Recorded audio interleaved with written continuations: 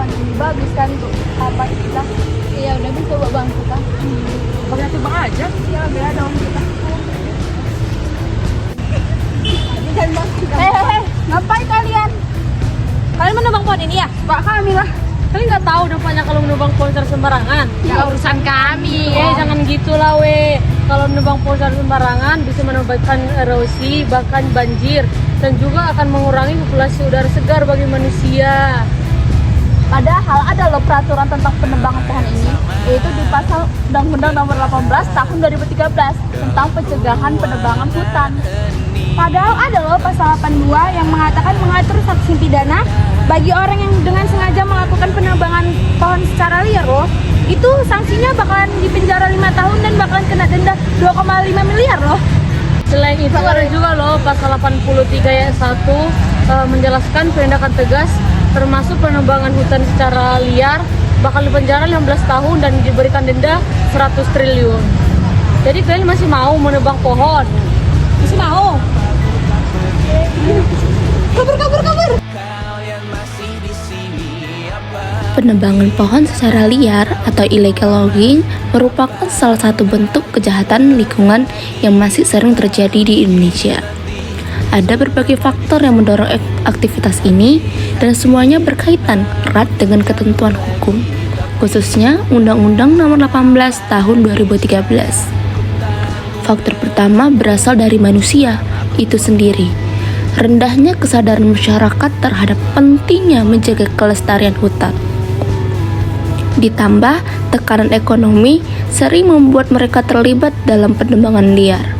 Undang-Undang Nomor 18 Tahun 2013 dengan tegas menyatakan bahwa setiap orang yang melakukan penebangan kayu dalam kawasan hutan tanpa izin dikenai pidana penjara dan denda. Namun kenyataannya, sebagian masyarakat tetap melakukan karena dorongan kebutuhan hidup dan kurangnya pemahaman hukum. Yang pertama yaitu adalah faktor manusia atau people. Yang pertama, rendahnya kesadaran masyarakat tentang pentingnya hutan. Kedua, masalah ekonomi sehingga memilih bekerja sebagai penebang ilegal. Yang ketiga, yang terakhir yaitu keterlibatan oknum tertentu seperti masyarakat, pejabat, dan aparat. Faktor yang kedua ialah faktor metode. Yang pertama, pengawasan hutan tidak dilaksanakan secara efektif. Yang kedua, sistem perizinan pembalakan yang rumit sehingga muncul jalur ilegal. Yang ketiga, teknik pembalakan dilakukan secara sembunyi-sembunyi tanpa standar. Yang ketiga yaitu ada faktor material. Yang pertama, kayu tertentu memiliki nilai ekonomi yang tinggi. Lalu yang kedua, ketersediaan kayu legal semakin menurun. Yang ketiga, alat pembalakan modern membuat penebangan ilegal semakin lebih mudah. Adapun faktor lingkungan yaitu yang pertama, wilayah hutan sangat luas sehingga sulit diawasi. Yang kedua, pemerintah pasar terhadap kayu sangat tinggi. Yang ketiga, minimnya peluang ekonomi lain di sektor hutan. Oke, yang kelima adalah faktor hukum dan penegakan. Faktor hukum dan penegakan yaitu kurangnya penegakan yang masih lemah dan sanksi yang diberikan juga masih tidak memberikan efek jerah, dan adanya beberapa celah yang dimanfaatkan oleh mafia kayu atau pengelola. Faktor yang keenam yaitu faktor ekonomi dan industri. Industri kayu membutuhkan pasokan besar dengan cepat. Harga kayu yang tinggi di pasaran memicu tindakan ilegal. Operasi mafia kayu yang mengutamakan banyak pihak di rantai ilegal. Dalam Undang-Undang Nomor 18 Tahun 2013 sudah diatur ancaman hukum yang berat mulai dari pidana penjara hingga denda miliaran rupiah.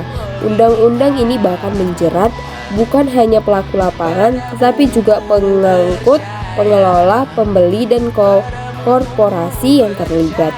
Namun dalam praktiknya lemah koordinasi antara lembaga serta masih adanya oknum yang tidak tegas membuat proses penegakan hukum belum optimal.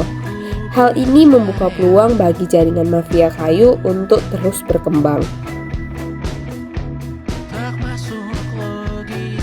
Meningkatkan edukasi dan kesadaran masyarakat. Pemerintah dan lembaga lingkungan perlu mengadakan penyuluhan mengenai pentingnya menjaga hutan serta memberikan alternatif mata pencarian bagi masyarakat yang ada di kawasan hutan. Saran yang kedua yaitu memperkuat pengawasan dan teknologi kehutanan. Sistem pengawasan hutan diperkuat dengan menggunakan teknologi seperti drone, sensor, dan patroli terpadu agar aktivitas illegal logging dapat diidentifikasi dengan cepat. Ketiga, yaitu mempermudah dan menyederhanakan sistem perizinan. Proses perizinan yang jelas, transparan, dan mudah diakses dapat mengurangi dorongan masyarakat untuk industri memilih jalur ilegal. Adapun saran yang keempat yaitu penegakan hukum yang tegas dan konsisten. Aparat penegak hukum harus menjalankan amanat Undang-Undang Nomor 18 Tahun 2013 secara tegas tanpa kompromi terhadap oknum atau mafia kayu. Oke, saran yang kelima adalah pengembangan ekonomi alternatif di sekitar hutan. Pemerintah perlu menciptakan lapangan kerja baru seperti ekowisata, agroforestry, atau industri kreatif yang berbasis non-kayu agar masyarakat tidak bergantung pada penebangan liar saja. Saran yang keenam yaitu keterlibatan industri dan korporasi. Industri kayu memastikan pasokan mereka berasal dari sumber legal. Sertifikasi seperti CLPK perlu ditegaskan dan diawasi agar tidak disalahgunakan. Tingginya nilai ekonomi kayu tertentu dan kemudahan memperoleh alat pembalakan turut memperburuk keadaan. Seperti Undang-Undang 018 Tahun 2013 mengatur bahwa setiap bentuk pemanfaatan kayu wajib memiliki dokumen sah hasil hutan. Namun, tingginya nilai jual kayu membuat banyak pelaku berani melanggar aturan ini demi keuntungan yang besar.